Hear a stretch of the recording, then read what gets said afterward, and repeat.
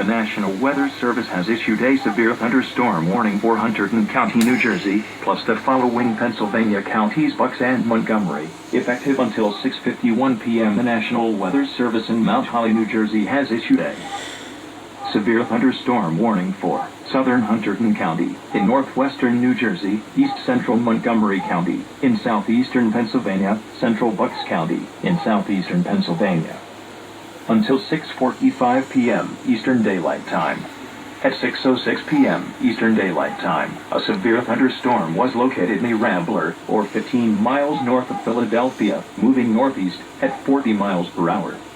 Hazard: 60 miles per hour wind gusts. Source: radar indicated. Impact: damage to roofs, siding, trees, and power lines is possible. Locations impacted include Lansdale, Doylestown, Byron, Hatboro, Bedminster, Ambler, Jenkintown, Chalfont, Teenicum, Hatfield, New Hope, Dublin, Abington, Ferndale, Bernathen, Frenchtown, Milford, Ivyland, Regalsville, and Stockton.